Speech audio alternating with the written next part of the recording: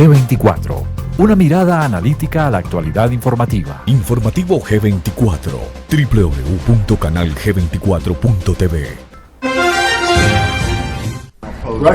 Rusia tiene que irse de Venezuela. No se puede tener más presión de la que tienen. Todas las opciones están abiertas. Para que entiendas, todas las opciones están abiertas. La Cancillería rusa rechazó las declaraciones de Trump y exigió al mandatario estadounidense que antes de sugerir a alguien irse de Venezuela, Estados Unidos debe implementar su salida de Siria. Moscú ha dicho que hará todo lo que sea necesario para apoyar a Maduro como el presidente legítimo de Venezuela. Vasily Nevencia de Rusia y Mike Pompeo de Estados Unidos hace algunas semanas tuvieron un enfrentamiento bastante fuerte en el Consejo de Seguridad de la ONU. Pues bien, este fin de semana llegó un contingente ruso, llegaron militares rusos por el aeropuerto de Maiquetía. Por eso hoy, en esta transmedia del informativo G24, quisimos consultar con Javier Mallorca, él es periodista venezolano, está todavía en Caracas, es criminalista, pero además es miembro de ese comité, de ese observatorio de crímenes en Venezuela. Javier, bienvenido, muchas gracias por estos minutos para el informativo G24. Un placer.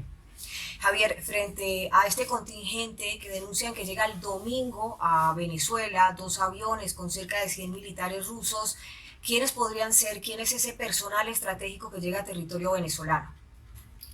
Bueno, quiero hacer primero una corrección. Ellos llegaron el sábado en la tarde. Muy bien. Específicamente a eso de la 1:40, llegaron 2 aviones, primero un Ilyushin, en el que venía la comitiva de tropas encabezadas por el mayor general Vasily Tonkoskurov, que luego de algunos hierros en la identificación de su cargo, pues ya hemos podido saber que es jefe del comando principal de las fuerzas terrestres rusas, que equivaldría a lo que en esta parte del mundo es el comando general del ejército. Ya. Tonkoskurov iba junto a 99 militares, en su mayoría son miembros de fuerzas especiales, pero también están, según hemos podido conocer de manera oficiosa o extraoficial, personal experto o técnico en materia de comunicaciones, guerra electrónica. Incluso hay algunos especialistas en materia de estos radares de defensa antiaérea que fueron adquiridos por el gobierno venezolano durante la época de Hugo Chávez. Sí. Y que han sido instalados en varias bases del centro del país, en Occidente. Aparentemente uno de los propósitos de la visita de esta comitiva rusa es poner a punto esos sistemas. Pero, desde luego, Javier, esto se presta a muchas interpretaciones. Claro, y dentro de esas interpretaciones, pues, cabría también la hipótesis de que habrían llegado un poco como a apoyar frente a ese armamento que había comprado Venezuela, como usted lo dice, desde la época de Chávez, que de pronto ya no está en su mejor momento, o por el contrario, se han renovado y se ha incrementado esa venta de armas. Bueno, esto depende de cómo usted lo analice, ¿no? Hay gente que quiere ver el vaso medio lleno y otra gente que lo quiere ver medio vacío. Hay gente que desprecia mucho el armamento de origen ruso, dicen que es obsoleto. Otros dicen que en situaciones de combate ese armamento ha sido efectivo, independientemente del modelo o del año en que haya sido adquirido. Sí. Lo cierto es que Venezuela hizo una inversión importantísima, superior a los 10 o 12 millardos de dólares en armamento de origen ruso, armamento fabricado en la Federación Rusa, claro, o en países que antes pertenecían a la antigua extinta Unión Soviética. Entonces tenemos, por ejemplo, lo primero que se adquirió por allá. Tenemos problemillas de comunicación, vamos a ver si regresamos. Por el año 2001. Sí, aquí estamos. Tuvimos un leve... ¿Me oye bien? Sí, lo escucho perfecto, podemos continuar. Gracias. Habíamos quedado en en que lo primero que Venezuela adquirió Sí. de la Federación Rusa fue el fusil de asalto AK-103 Sí, para así es. reemplazar al fusil de asalto ligero que era fabricado en Bélgica. Este ha demostrado ser un arma versátil, incluso más ligera que el antiguo FAL.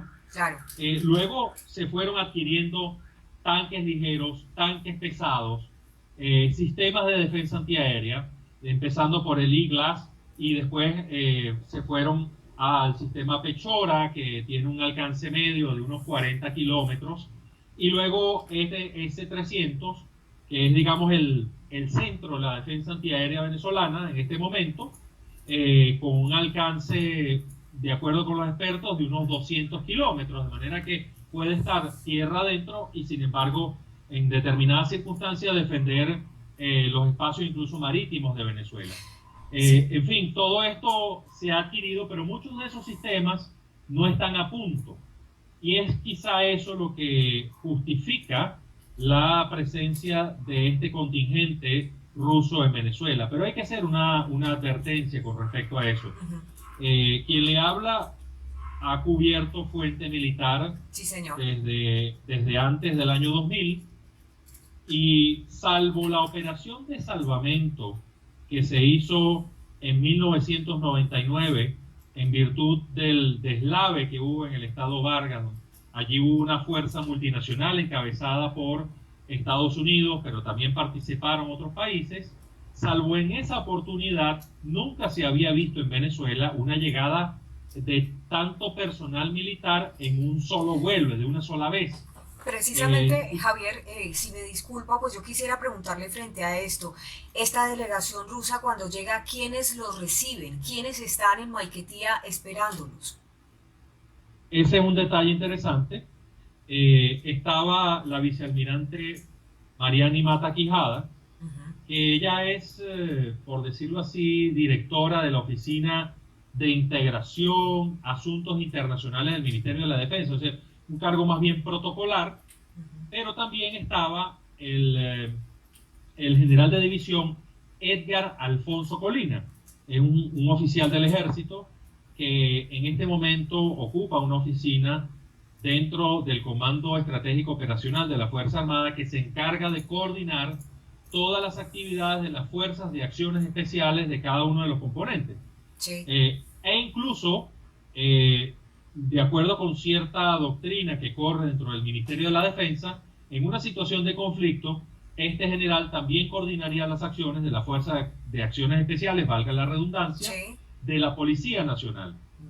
De manera que se conformaría como una especie de gran grupo de Fuerzas de Acciones Especiales, y eso es quizá lo que explica la presencia de un importante contingente de expertos en esta materia de la Federación Rusa. Sí. Ellos vinieron el sábado en esa delegación. Y mire que en estos detalles que usted está ofreciendo, pues hay algo muy interesante. Por un lado, podría creerse que sí, efectivamente tiene que ver, tomándolo pues por el lado amable, estarían revisando el estado de las armas antiguas, pero por el otro lado puede ser que también para Sergei Lavrov, el canciller ruso, quien además ha dicho que es inminente, que ellos sí consideran que Estados Unidos quiere intervenir, podría ser una agrupación de fuerzas que están haciendo para prepararse y defenderse de una, no sé, posible, hipotética intervención militar.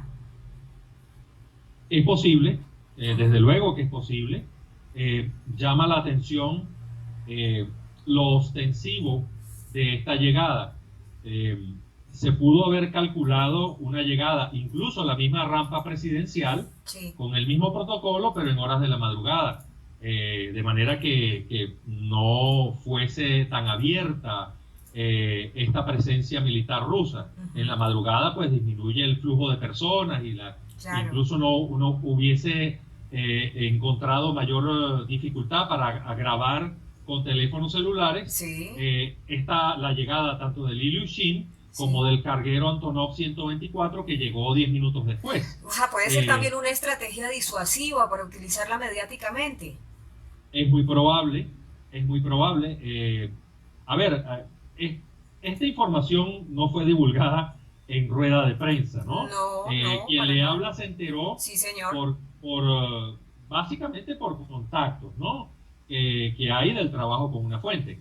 Pero después no fue desmentido, no fue corregido, a pesar de que la información inicial tenía algunas imprecisiones, Sí. hay que reconocerlo, pero digamos hasta ahora pues más bien lo que se ha hecho es añadir datos a aquella noticia inicial. Entonces sí, yo sí creo que estamos ante un poco el interés de hacer ruido con respecto a la llegada de esta delegación. Javier, permítame precisar además que usted fue el primer periodista que alertó, que dio a conocer de la llegada de estos aviones rusos. Por supuesto, esto no se ha desmentido y en cambio sí hemos visto en varios medios internacionales ya incluso fotografías que lo evidencian. Incluso un funcionario de la Casa Blanca le habló a la agencia Reuters con la condición de mantenerse anónimo, pero sí que confirmó la llegada de estos 100 soldados rusos, los 2 aviones, e incluso se atrevió a precisar también que había llegado dentro de este equipo de fuerzas especiales expertos en cibernética, porque al parecer también se están preparando,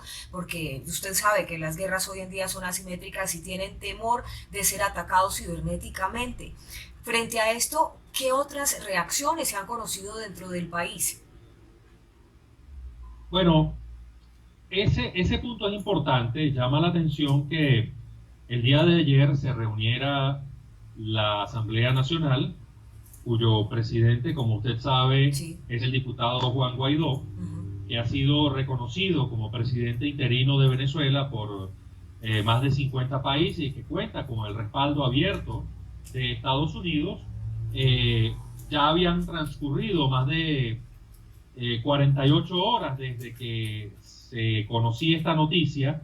Sin embargo, más allá de una declaración si se quiere formal, de rechazo sobre la llegada de estos militares rusos, pues ni siquiera se invocó la posibilidad o se ha criticado el hecho de que no se le haya pedido autorización al Parlamento para que estos militares rusos llegaran. Como usted sabe, la Constitución venezolana, el artículo 187, si la memoria no me falla, en su numeral 11, establece como una competencia exclusiva de la Asamblea Nacional, es decir, del Poder Legislativo, el Parlamento, la autorización tanto para el envío de misiones militares venezolanas al exterior, como para la recepción de misiones militares procedentes del extranjero, que es este caso. Claro. Maduro, obviamente, en la situación en que estamos, ni siquiera consultó a la Asamblea Nacional, ni siquiera les advirtió nada de esto, pero creo que tampoco lo hizo ante esa Asamblea Nacional Constituyente que él mismo construyó a su medida. Ahí tampoco se hizo notificación.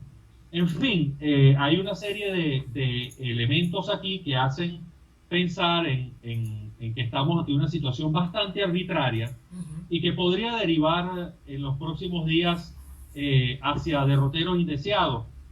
Porque obviamente estamos ante la presencia de una delegación militar que es rechazada por una buena parte del país político venezolano y que puede ocasionar, tal y como lo ha hecho, por ejemplo, el Bloque Constitucional de Venezuela, que es un grupo de juristas muy reputados, exhortos al Parlamento para que haya en los días que vienen una posición más firme. Javier, a propósito de esto, le cuento que en las últimas horas también la consultora israelí en defensa, Imagissat International, pues dice que un escudo antimisiles entró en operaciones después de una serie de ensayos que se hicieron ahorita en febrero de 2019 y que en total habían detectado 5 lanzadores de los misiles S-300VM, usted debe saber mucho mejor que yo frente a este tema de precisión de armas, con capacidad para derribar aviones enemigos y o misiles balísticos también. Esta capacidad armamentística que tiene Venezuela, más las acciones que se han hecho en las últimas semanas por parte de Nicolás Maduro, la semana pasada nada más retenía a Roberto Marrero y todas estas acciones provocativas, ¿usted considera que en realidad Nicolás Maduro estaría queriendo una intervención militar? Porque sus acciones parecen quererlo, provocarlo. Lo que da la impresión para los que estamos aquí en Venezuela es que se está tratando de sentar una posición de fuerza cara a varios planos de negociación que se están desarrollando en el país y en el exterior. Contrario a lo que dicen algunas voces, que el régimen está preparando su salida o que, bueno, tendrían muchísimo miedo ante la posibilidad de que la administración de Trump inicie una arremetida ya más allá de esto que se ha visto en cuanto a sanciones, etcétera. Yo lo que veo acá es a un gobierno que está básicamente atrincherándose, que está mostrando lo que es capaz de hacer, está probando la posibilidad incluso o sentando los escenarios para una eventual detención del diputado Guaidó, sí, a pesar de todo lo que ha dicho y las advertencias que han salido de distintos voceros de la administración estadounidense. Pareciera que desde la visión que tiene el gobierno de Maduro, como que ellos ven aquel refrán, perro que ladra no muerde. Entonces ellos están viendo a Estados Unidos de esta forma. Creen que es mucho ladrar y poco morder. Y en cambio ellos, mientras tanto, están trayendo a militares rusos. Le digo además que están trayendo también a militares chinos. Están trayendo y han alojado a militares cubanos. De manera que mientras estas cosas se desarrollan en un plano netamente declarativo, pues el gobierno de Maduro actúa y toma medidas para resguardar sus intereses, a pesar de que desde luego está viéndose afectado por las sanciones, pero esto lo asume como parte de la batalla. Javier, y mientras tanto, pues ¿qué va a pasar entonces? La comunidad internacional, hay unos muy decididos. Bolsonaro lo vimos tremendamente decidido con Donald Trump la semana pasada, pero mientras tanto el Grupo de Lima lo único que ha hecho es rechazar esta llegada del contingente ruso y decir que ellos no aprueban, no apoyan todavía la intervención militar. Sin embargo, el pueblo venezolano está pidiendo urgentemente, claman por el artículo 187, como usted lo mencionaba. ¿Qué se viene? Pues yo sé que es difícil, es la pregunta del montón, pero usted con su experticia, con su conocimiento, con su observatorio, ¿qué cree usted que viene para Venezuela a corto plazo? En el corto plazo, quien le habla no es muy optimista. Creo que estamos avanzando en una situación de profundo deterioro social y económico que está afectando desde luego al gobierno, pero mucho más a la población, a quien le habla, a todos los que estamos aquí. Desde el lado de la oposición, desde el liderazgo opositor, se pide confianza, se pide fe, pero no veo un mayor avance en cuanto a la necesaria escalada del conflicto que tendría que encabezar el diputado Guaidó, si el diputado Guaidó realmente quiere un cambio político. Entonces, bueno, estamos básicamente en una situación de estancamiento, con tendencia a retroceder. Hay un desgaste del liderazgo opositor encabezado por Guaidó. Desde luego ese desgaste también afecta a Maduro. De manera que los escenarios que se abren, hay gente que dice que esto es irreversible. Me parece que la irreversibilidad del proceso no necesariamente conduce a un Juan Guaidó en la presidencia interina. Cuando hablo de la presidencia interina, me refiero al ejercicio del poder ejecutivo como tal. Sí. No necesariamente conduce a eso. Esto depende mucho incluso de factores aleatorios, pero está visto además por experiencias vividas en otros países. Me refiero, por ejemplo, a Corea del Norte, con hambrunas muy fuertes que ha pasado Corea del Norte, con crisis económica, con ausencia de alimentos y de servicios, y el régimen coreano no cambia. Bueno, eso mismo puede ocurrir aquí. Claro.